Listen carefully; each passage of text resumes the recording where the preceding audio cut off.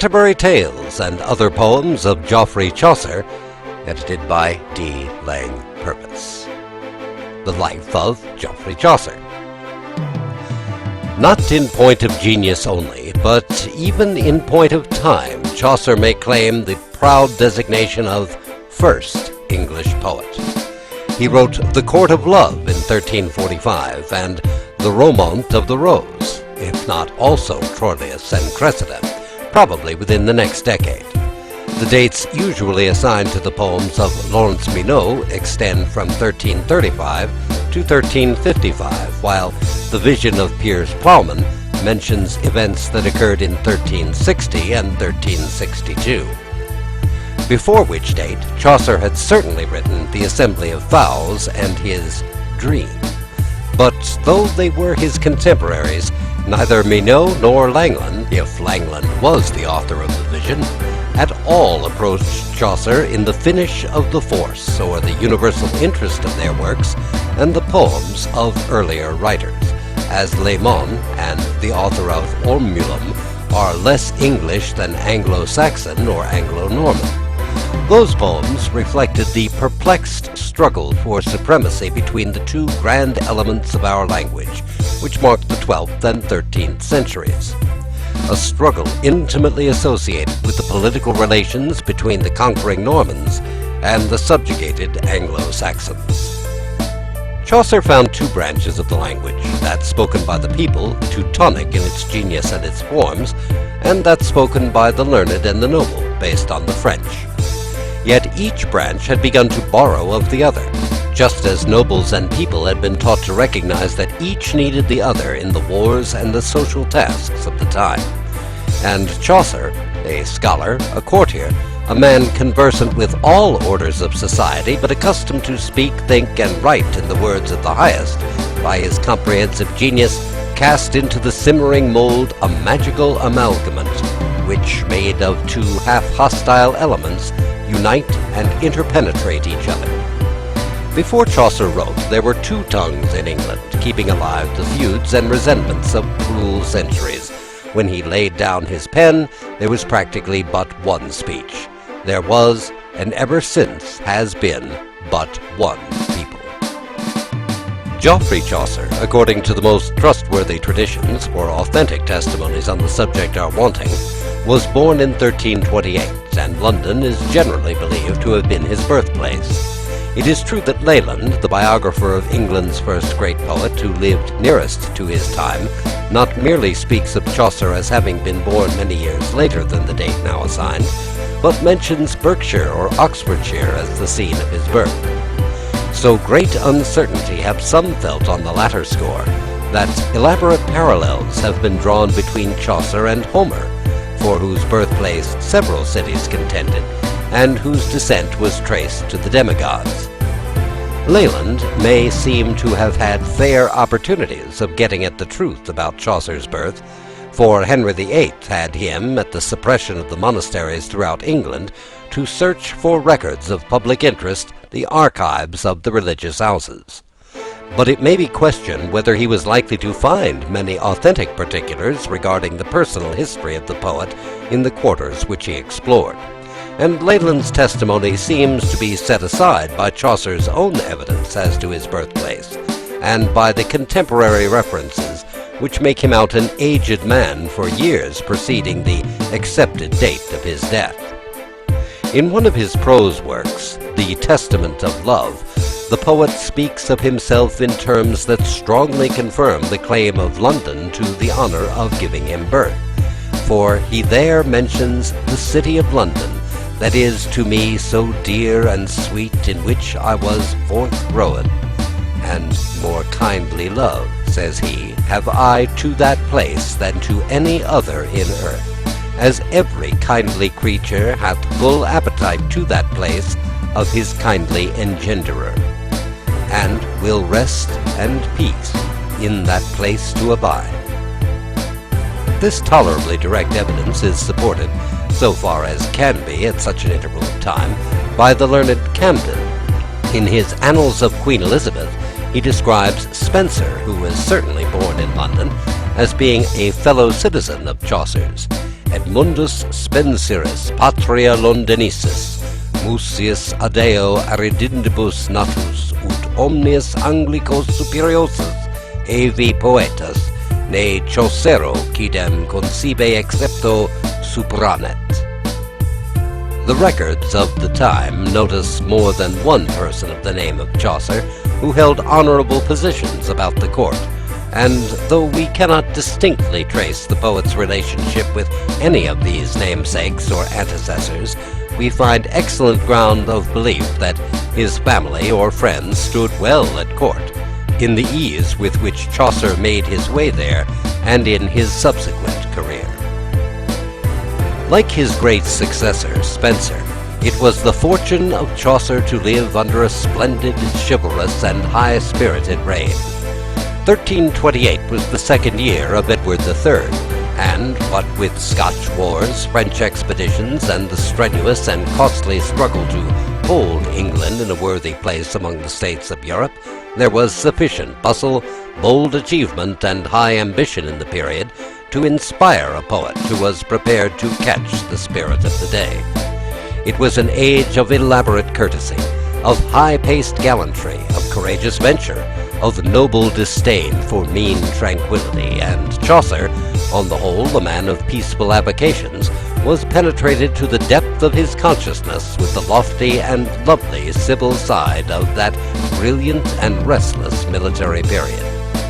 No record of his youthful years, however, remains to us. If we believe that on the age of 18 he was a student at Cambridge, it is only on the strength of a reference in his Court of Love, where the narrator is made to say that his name is Philogenet of Cambridge Clerk, while he had already told us that when he stirred to seek the court of Cupid, he was at 18 years of age. According to Leland, however, he was educated at Oxford, proceeding thence to France and the Netherlands to finish his studies, but there remains no certain evidence of his having belonged to either university. At the same time, it is not doubted that his family was of good condition, and whether or not we accept the assertion that his father held the rank of knighthood, rejecting the hypothesis that made him a merchant or a vintner at the corner of Curtain Lane, it is plain from Chaucer's whole career that he had introductions to public life and recommendations to courtly favor wholly independent of his genius. We have the clearest testimony that his mental training was of wide range and thorough excellence, although rare for a mere courtier in those days. His poems attest his intimate acquaintance with the divinity, the philosophy, and the scholarship of his time, and show him to have had the sciences, as then developed and taught, at his fingers' ends. Another proof of Chaucer's good birth and fortune would be found in the statement that, after his university career was completed, he entered the Inner Temple, the expenses of which could be borne only by men of noble and opulent families. But although there is a story that he was once fined 2 shillings for thrashing a Franciscan friar in Fleet Street, we have no direct authority for believing that the poet devoted himself to the uncongenial study of the law. No special display of knowledge on that subject appears in his works, yet in the sketch of the Manciple, in the prologue to the Canterbury Tales, may be found indications of his familiarity with the internal economy of the Inns of Court, while numerous legal phrases and references hint that his comprehensive information was not at fault on legal matters.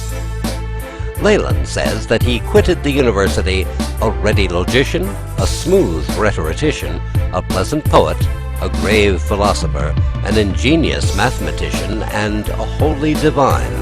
And by all accounts, when Geoffrey Chaucer comes before us authentically for the first time, at the age of 31, he was possessed of knowledge and accomplishments far beyond the common standard of his day. Chaucer at this period possessed also other qualities fitted to recommend him to favor in a court like that of Edward III. Urey describes him, on the authority of a portrait, as being then of fair, beautiful complexion, his lips red and full, his size of a just medium, and his port and air graceful and majestic. So continues the ardent biographer, So every ornament that could claim the approbation of the great and fair, his abilities to record the valor of the one and celebrate the beauty of the other, and his wit and gentle behavior to converse with both, conspired to make him a complete courtier. If we believe that his court of love had received such publicity as the literary media of the time allowed in the somewhat narrow and select literary world, not to speak of Troilus and Cressida, which, as Lydgate mentions, is first among Chaucer's works, some have supposed to be a youthful production. We find a third and not less powerful recommendation to the favor of the great cooperating with his learning and his gallant bearing. Elsewhere, reasons have been shown for doubt whether Troilus and Cressida should not be assigned to a later period of Chaucer's life, but very little is positively known about the dates and sequence of his various works. In the year 1386, being called as witness with regard to a contest on a point of heraldry between Lord Scrope and Sir Robert Grosvenor, Chaucer deposed that he entered on his military career in 1359. In that year, Edward III invaded France for the third time in pursuit of his claim to the French crown, and we may fancy that in describing the embarkation of the knights in Chaucer's Dream, the poet gained some of the vividness and stir of his picture from his recollections of the embarkation of the splendid and well-appointed royal host at Sandwich, on board the 1,100 transports provided for the enterprise.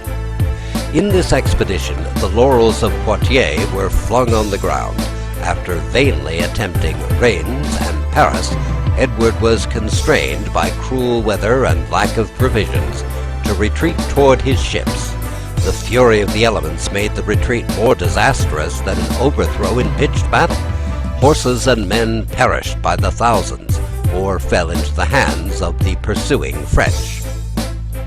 Chaucer, who had been made a prisoner at the siege of Retter, was among the captives in the possession of France when the Treaty of Brittany, the Great Peace, was concluded, in May 1360.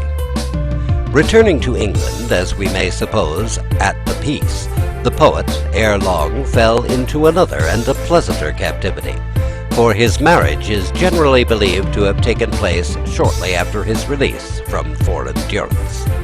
He had already gained the personal friendship and favor of John of Gaunt, Duke of Lancaster, the king's son. The Duke, while Earl of Richmond, had courted and won to wife, after a certain delay, Blanche, daughter and co-heiress of Henry, Duke of Lancaster, and Chaucer is by some believed to have written the Assembly of Fowls to celebrate the wooing, as he wrote Chaucer's Dream to celebrate the wedding of his patron. The marriage took place in 1359,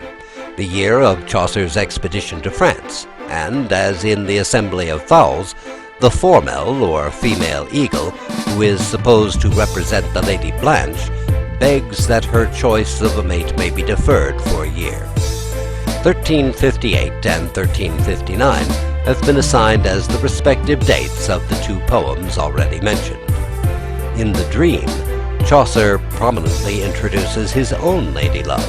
to whom, after the happy union of his patron with the Lady Blanche, he is wedded amid great rejoicing, and various expressions in the same poem show that not only was the poet high in favor with the illustrious pair, but that his future wife had also peculiar claims on their regard. She was the younger daughter of Sir Pain Roet,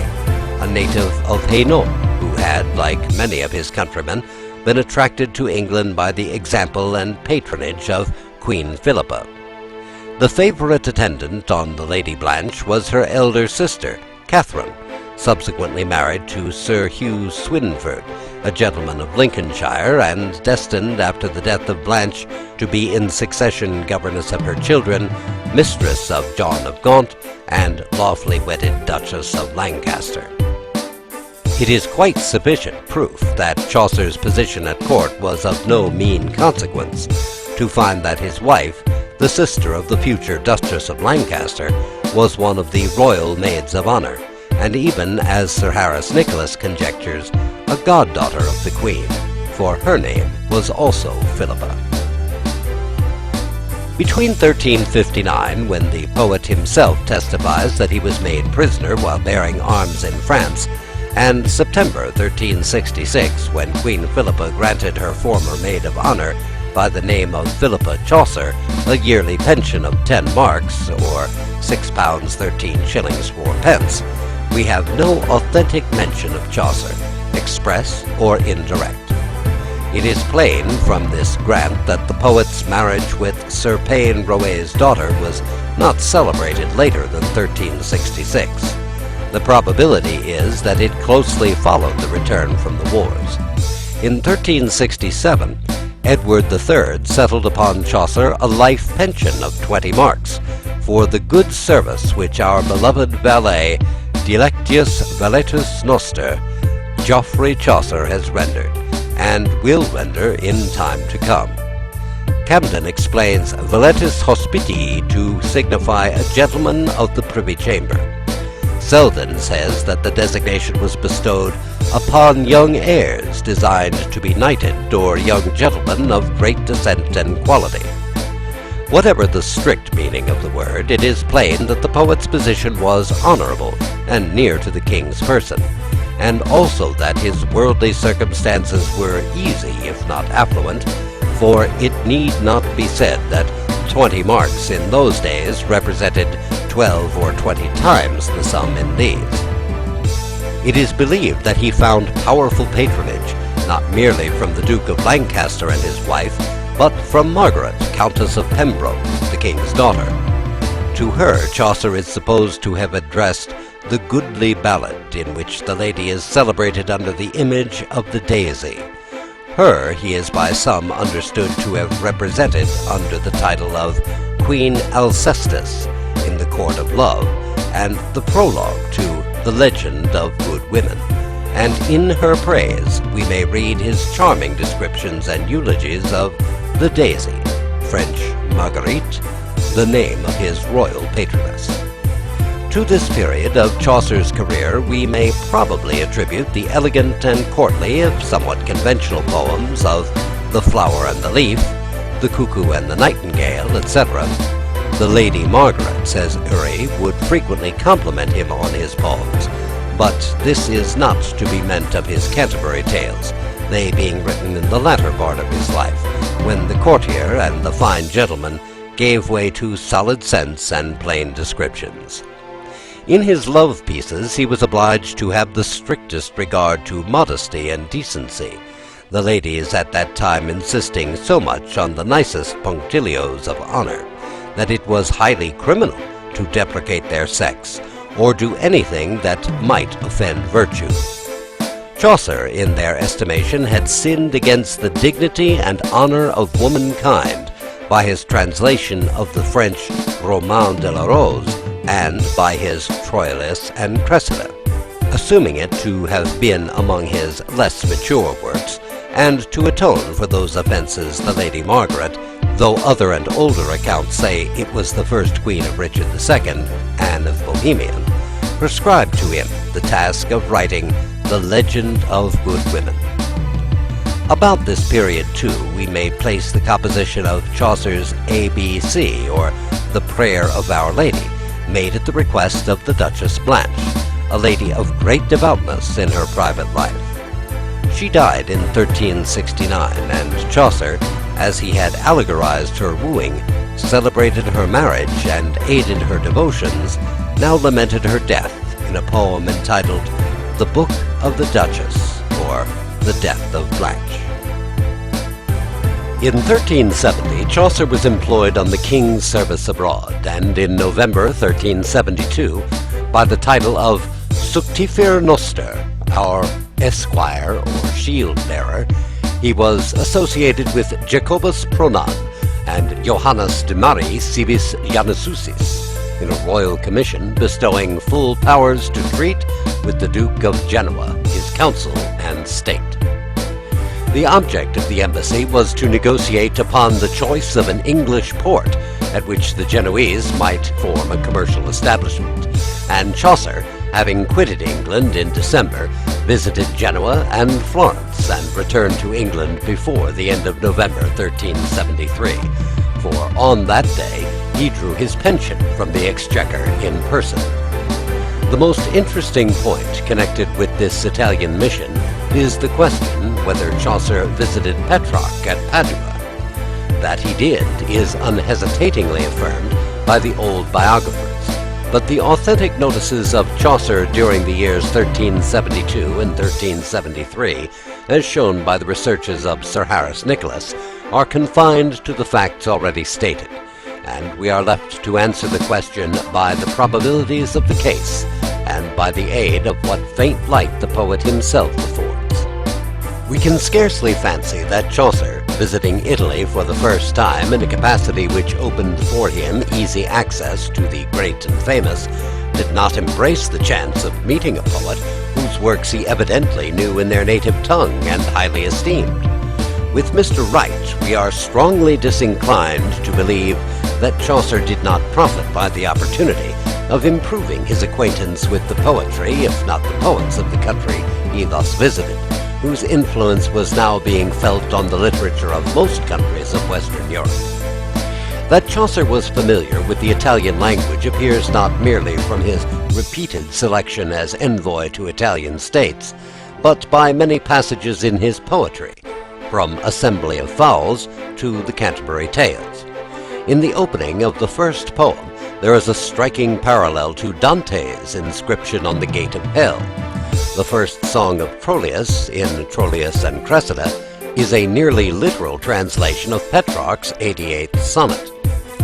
In the prologue to The Legend of Good Women, there is a reference to Dante which can hardly have reached the poet at second hand, and in Chaucer's great work, as in The Wife of Bath's Tale and The Monk's Tale, direct reference by name is made to Dante, the wise poet of Florence, the great poet of Italy, as the source whence the author has quoted. When we consider the poet's high place in literature and at court,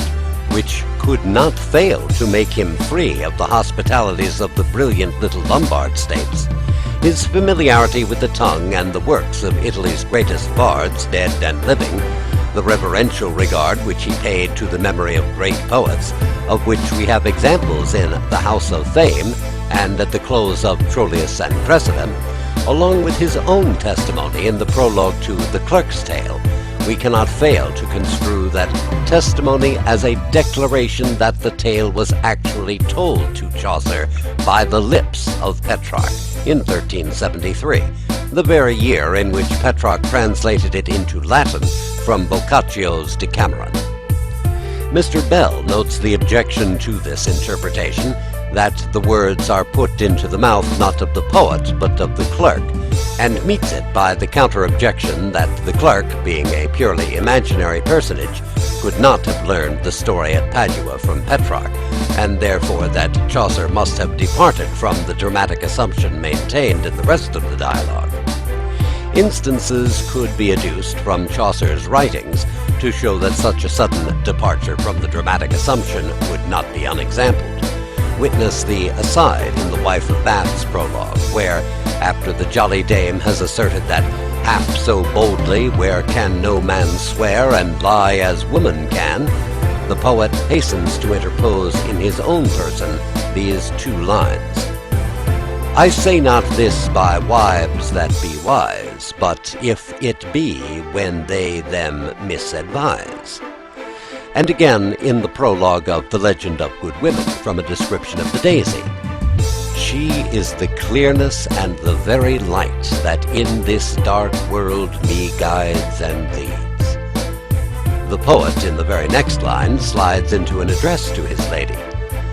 The heart within my sorrowful heart you dreads and loves so sore that ye be verily mistress of my wit, and nothing I. When, therefore, the Clerk of Oxford is made to say that he will tell a tale, the which that I learned at Padua of a worthy clerk, as proved by his words and his work, he is now dead and nailed in his chest. I pray to God give his soul good rest.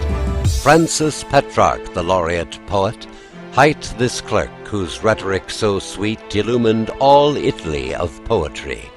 but forth to tellen of this worthy man that taught me this tale, as I began. We may without violent effort believe that Chaucer speaks in his own person, though dramatically the words are on the clerk's lips. And the belief is not impaired by the sorrowful way in which the clerk lingers on Petrarch's death, which would be less intelligible if the fictitious narrator had only read the story in the Latin translation than if we suppose the news of Petrarch's death at Arqua in July of 1374 to have closely followed Chaucer to England, and to have cruelly and irresistibly mingled itself with our poet's personal recollections of his great Italian contemporary. Nor must we regard as without significance the manner in which the clerk is made to distinguish between the body of Petrarch's tale and the fashion in which it was set forth in writing, with a poem that seemed a thing impertinent, save that the poet had chosen in that way to convey his matter, told or taught so much more directly and simply by word of mouth. It is impossible to pronounce positively on the subject. The question whether Chaucer saw Petrarch in 1373 must therefore remain a moot point, so long as we have only our present information. But fancy loves to dwell on the thought of the two poets conversing under the vines at Arqua, and we find in the history of the writings of Chaucer nothing to contradict, a good deal to countenance the belief that such a meeting occurred. Though we have no express record, we have indirect testimony that Chaucer's Genoese mission was discharged satisfactorily,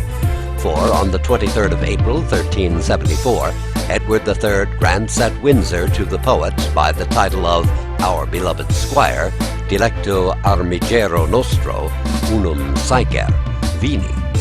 1 pitcher of wine, daily, to be perceived in the port of London, a grant which, on the analogy of more modern usage, might be held equivalent to Chaucer's appointment as poet laureate.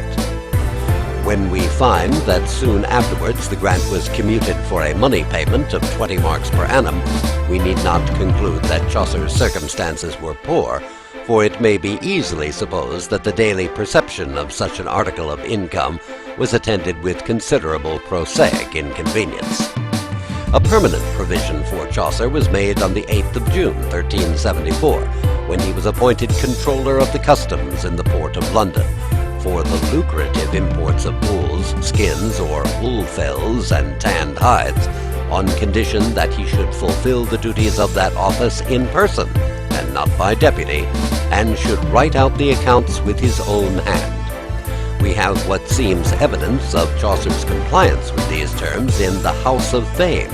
where, in the mouth of the eagle, the poet describes himself, when he has finished his labor and made his reckonings, as not seeking rest and news in social intercourse, but going home to his own house, and there, all so dumb as any stone, sitting at another book, until his look is dazed. And again, in the record that in 1376 he received a grant of £731, 4 shillings 6pence, the amount of a fine levied on one John Kent, whom Chaucer's vigilance had frustrated in the attempt to ship a quantity of wool for Dordrecht without paying the duty, the seemingly derogatory condition that the controller should write out the accounts or rolls, rotulos, of the office with his own hand, appears to have been designed or treated as merely formal. No records in Chaucer's handwriting are known to exist, which could hardly be the case if, for the 12 years of his controllership, 1374 through 1386, he had duly complied with the condition, and during that period he was more than once employed abroad, so that the condition was evidently regarded as a formality even by those who had imposed it.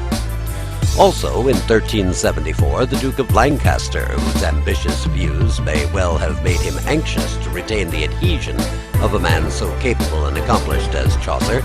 changed into a joint life annuity remaining to the survivor, and charged on the revenues of the Savoy a pension of £10, which 2 years before he settled on the poet's wife, whose sister was then the governess of the Duke's 2 daughters, Philippa and Elizabeth, and the Duke's own mistress. Another proof of Chaucer's personal reputation and high court favor at the time is his selection in 1375 as ward to the son of Sir Edmund Staplegate of Bilsington in Kent, a charge on the surrender of which the guardian received no less a sum than £104. We find Chaucer in 1376 again employed in a foreign mission.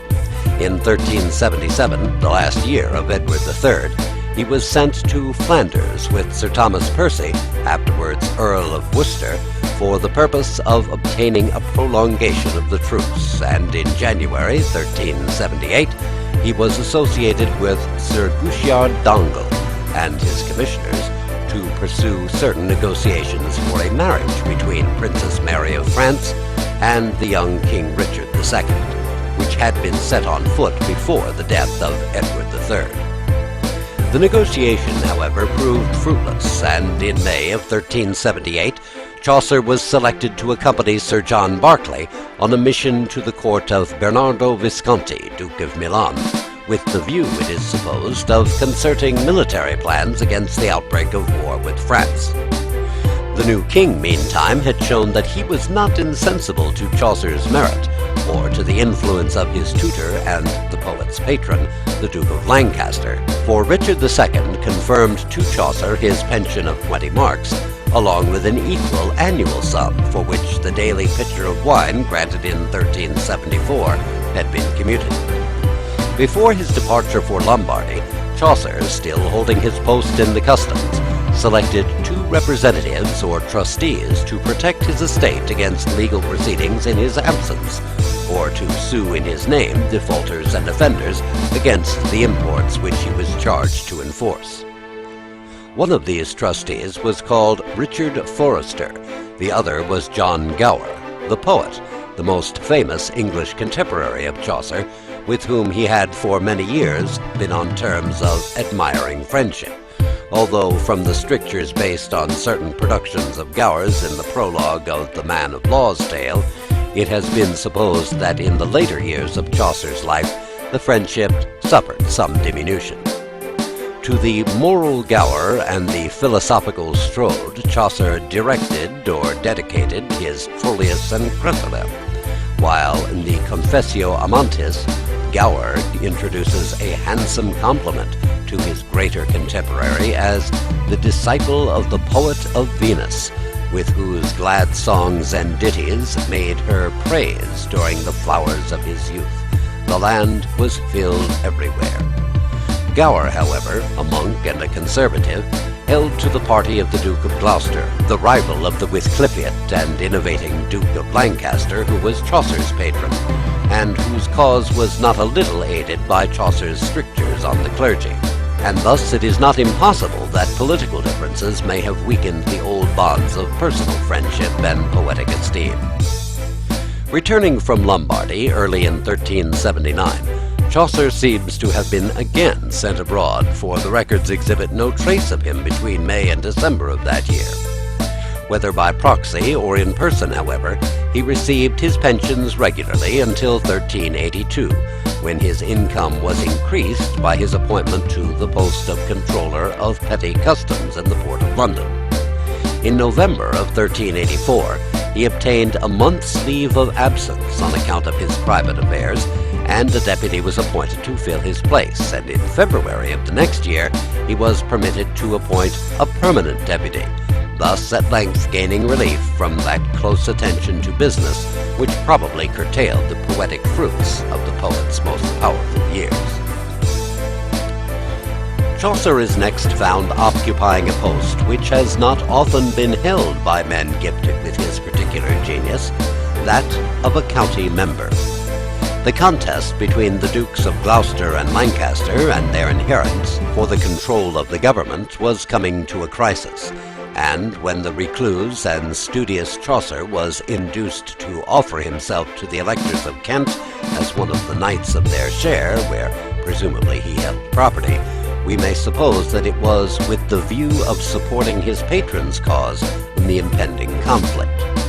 The Parliament in which the poet sat assembled at Westminster on the 1st of October and was dissolved on the 1st of November, 1386. Lancaster was fighting and intriguing abroad, absorbed in the affairs of his Castilian succession. Gloucester and his friends at home had everything their own way. The Earl of Suffolk was dismissed from the Woolsack and impeached by the Commons, and although Richard at first stood out courageously for the friends of his uncle Lancaster, he was constrained by the refusal of supplies to consent to the proceedings of Gloucester. A commission was wrung from him under protest, appointing Gloucester, Arundel, and 12 other peers and prelates a permanent council to inquire into the condition of all the public departments, the courts of law, and the royal household, with absolute powers of redress and dismissal. We need not ascribe to Chaucer's parliamentary exertions in his patron's behalf, nor to any malpractices of his official conduct, the fact that he was among the earliest victims of the commission. In December 1386 he was dismissed from both his offices in the port of London, but he retained his pensions and drew them regularly, twice a year at the Exchequer, until 1388.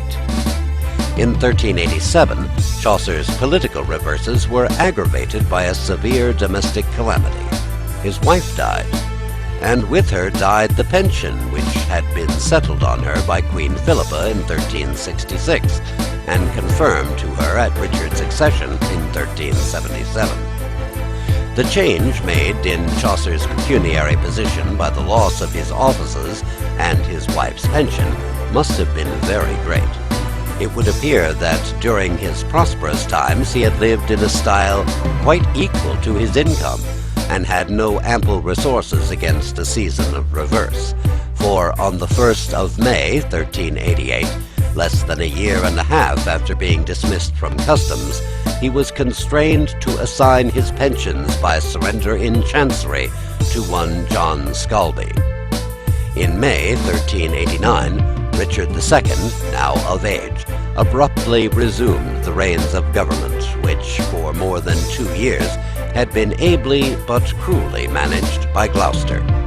The friends of Lancaster were once more supreme in the royal councils, and Chaucer speedily profited by the change. On the 12th of July he was appointed Clerk of the King's Works at the Palace of Westminster, the Tower, the royal manors of Kennington, Eltham, Clarendon, Sheen, Byfleet, Children Langley, and Feckenham, the castle at Berkhamsted, the Royal Lodge at Hathenberg in the New Forest, the lodges in the parks of Clarendon, Children Langley, and Feckenham, and the mews for the King's Falcons at Charing Cross. He received a salary of 2 shillings per day, and was allowed to perform the duties by deputy. For some reason unknown, Chaucer held this lucrative office little more than 2 years, quitting it before the 16th of September 1391, at which date it had passed into the hands of one John Gedney. The next 2 years and a half are blank so far as authentic records are concerned. Chaucer is supposed to have passed them in retirement, probably devoting them principally to the composition of the Canterbury Tales. In February 1394, the king conferred upon him a grant of £20 a year for life, but he seems to have had no other source of income, and to have become embarrassed by debt, for frequent memoranda of small advances on his pension show that his circumstances were, in comparison, greatly reduced. Things appear to have grown worse and worse for the poet, for in May 1398 he was compelled to obtain from the king letters of protection against arrest, extending over a term of 2 years. Not for the first time, it is true, for similar documents had been issued at the beginning of Richard's reign, but at that time Chaucer's missions abroad and his responsible duties in the port of London may have furnished reasons for securing him against annoyance or frivolous prosecution, which were wholly wanting at a later date. In 1398, fortune began again to smile on him. He received a royal grant of a tun of wine annually, the value being about £4. Next year, Richard II, having been deposed by the son of John of Gaunt, Henry of Bolingbroke, Duke of Lancaster, the new king, 4 days after his accession, bestowed on Chaucer a grant of 40 marks, £26, 13 shillings 4pence per annum, in addition to the pension of £20 conferred by Richard II in 1394. But the poet, now 71 years of age and probably broken down by the reverses of the past few years, was not destined long to enjoy his renewed prosperity. On Christmas Eve of 1399, he entered on the possession of a house in the garden of the Chapel of the Blessed Mary of Westminster, near to the present site of Henry VII's chapel, having obtained a lease from Robert Hermodesworth, the monk of the adjacent convent, for 53 years at an annual rent of 4 marks, £2, 13 shillings 4pence. Until the 1st of March, 1400, Chaucer drew his pensions in person. Then they were received for him by another hand, and on the 25th of October in the same year, he died at the age of 72. The only lights thrown by his poems on the closing days are furnished in a little ballad called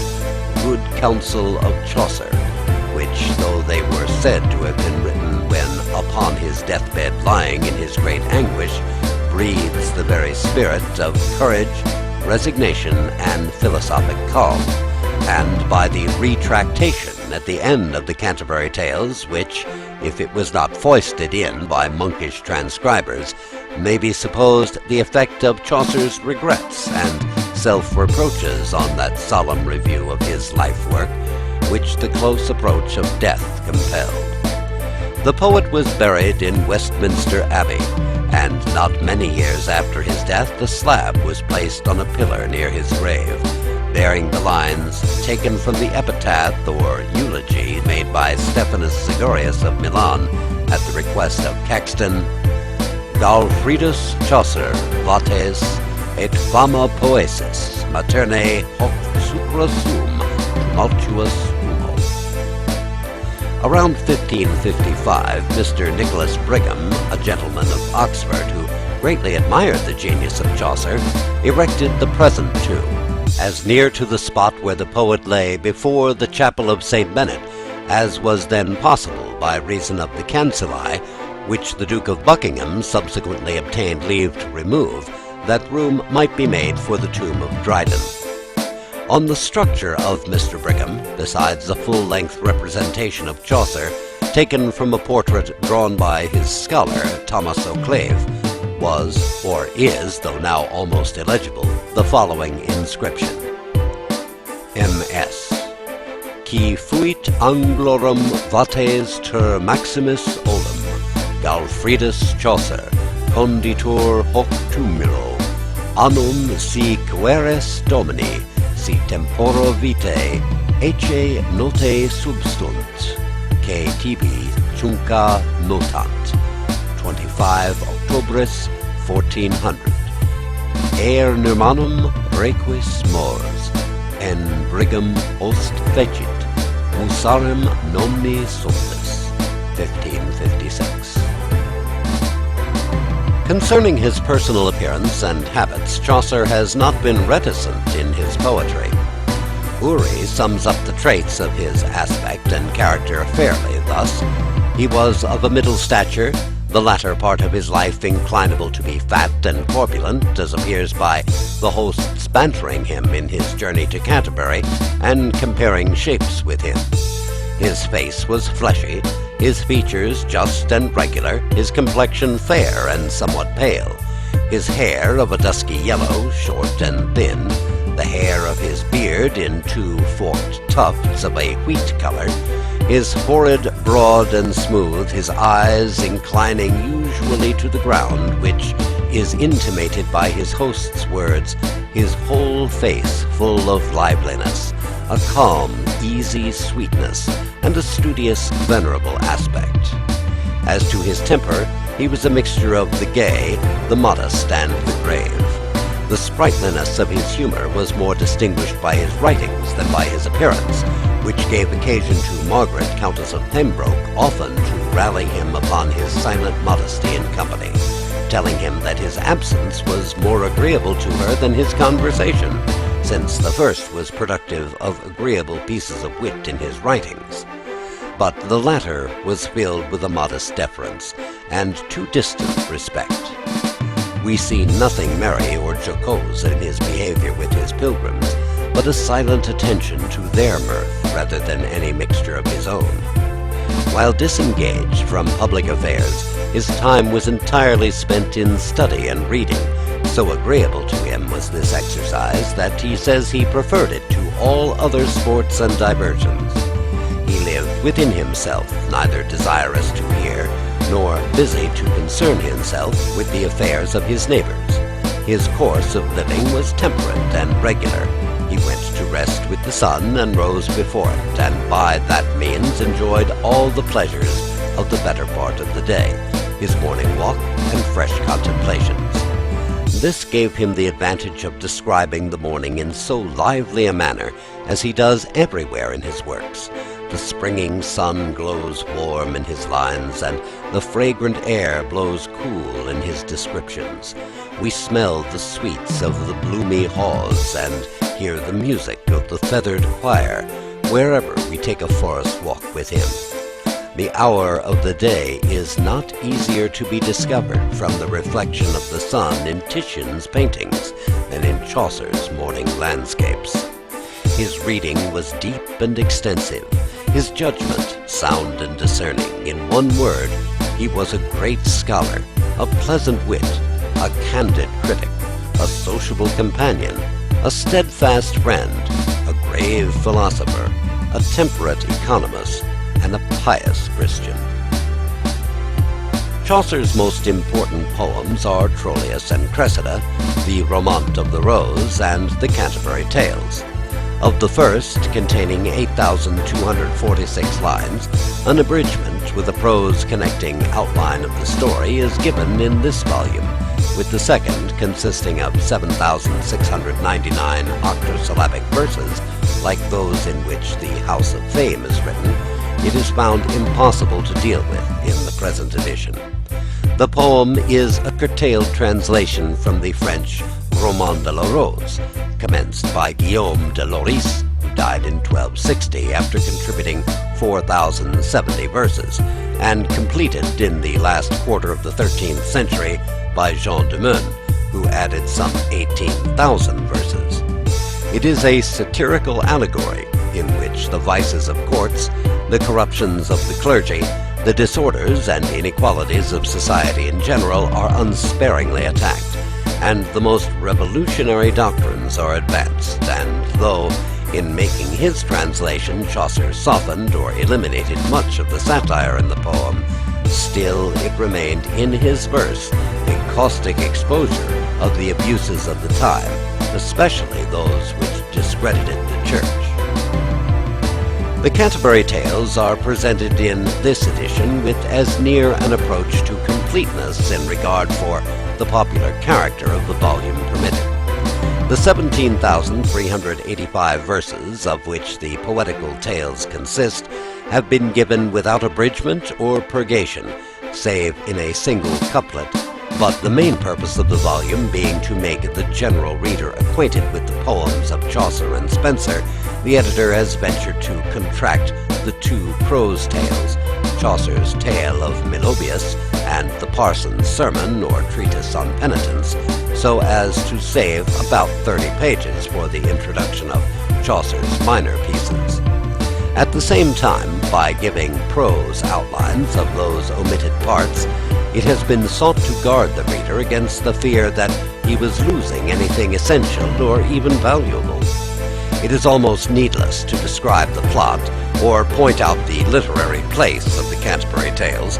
Perhaps in the entire range of ancient and modern literature there is no work that so clearly and freshly paints for future times the picture of the past. Certainly no Englishman has ever approached Chaucer in the power of fixing forever the fleeting traits of his own time.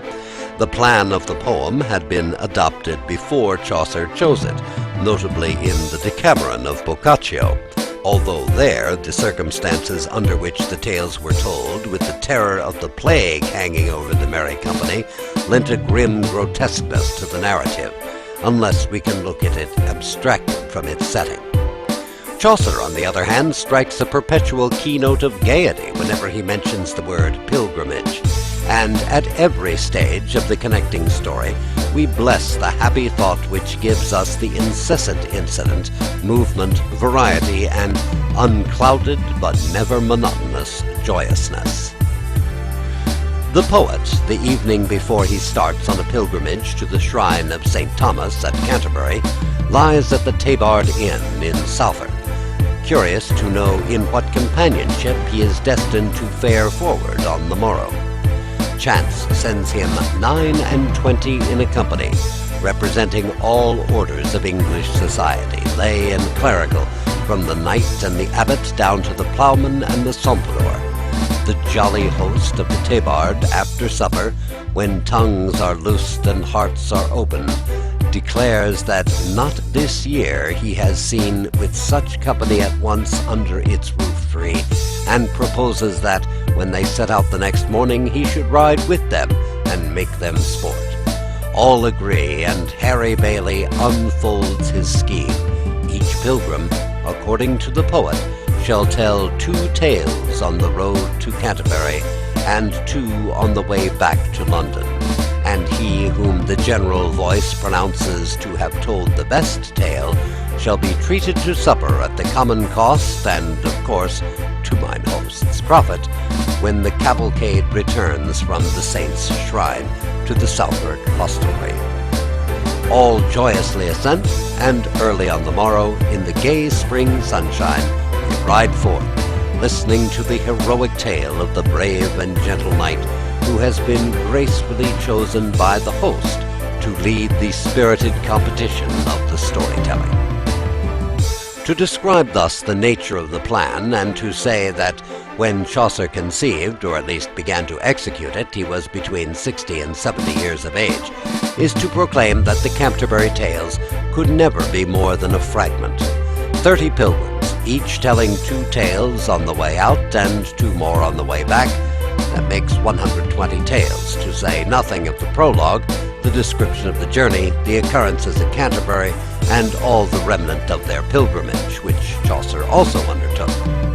No more than 23 of the 120 stories are told in the work as it comes down to us. That is, only 23 of the 30 pilgrims tell the first of the 2 stories on the road to Canterbury, while of the stories on the return journey we have not one, and nothing is said about the doings of the pilgrims at Canterbury, which would, if treated like the scene at the Tabard, have given us a still livelier picture of the period. But the plan was too large, and although the poet had some reserves in the stories which he had already composed in an independent form, death cut short his labor ere he could even complete the arrangement and connection of more than a very few of the tales. Incomplete as it is, however, the magnum opus of Chaucer was in its own time received with immense favor. Manuscript copies are numerous, even now,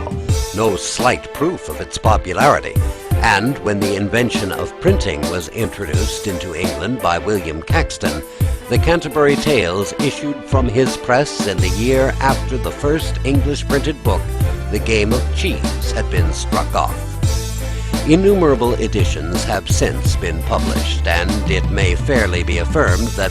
few books have been so much in favor with the reading public of every generation as this book, which the lapse of every generation has been rendering more unreadable. Apart from the Romaunt of the Rose, no really important poetical work of Chaucer's is omitted from or unrepresented in the present edition. Of the Legend of Good Women, the prologue only is given, but it is the most genuinely Chaucerian part of the poem. Of the Court of Love, 3/4 are here presented. Of the Assembly of Fowls, the Cuckoo and the Nightingale, the Flower and the Leaf, all of Chaucer's Dream,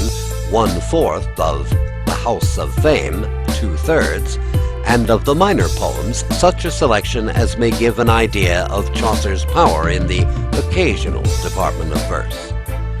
Necessarily, no space whatever could be given to Chaucer's prose works. His translation of Boethius's treatise on the consolation of philosophy, his treatise on the astrolabe, written for the use of his son Lewis, and his testament of love, composed in his later years, and reflecting the troubles that then beset the poet. If, after studying in a simplified form the salient works of England's first great bard, the reader is tempted to regret that he was not introduced to a wider acquaintance with the author, the purpose of the editor will have been more than attained. The plan of the volume does not demand an elaborate examination into the state of our language when Chaucer wrote, or the nice questions of grammatical and metrical structure which conspire with the obsolete orthography to make his poems a sealed book for the masses. The most important element in the proper reading of Chaucer's verses, whether written in the decasyllabic or heroic meter, which he introduced to our literature, or in the octosyllabic measure used with such animated effect in The House of Fame, Chaucer's Dream, etc., is the sounding of the terminal E, where it is now silent. The letter is still valid in French poetry, and Chaucer's lines can be scanned only by reading them as we would read Racine's or Molière's. The terminal E played an important part in grammar. In many cases, it was a sign of the infinitive, the N being dropped from the end. At other times, it pointed the distinction between singular and plural, between adjective and adverb. The pages that follow, however, being prepared from the modern English point of view, necessarily no account is taken of these distinctions, and the now silent E has been retained in the text of Chaucer only when required by the modern spelling or the exigencies of meter. Before a word beginning with a vowel, or with the letter H, the final E was almost without exception mute, and in such cases, in the plural forms and infinitives of verbs, the terminal N was generally retained for the sake of euphony. No reader who is acquainted with the French language will find it hard to fall into Chaucer's accentuation, while, for such as are not, a simple perusal of the text according to the rules of modern verse should remove every difficulty.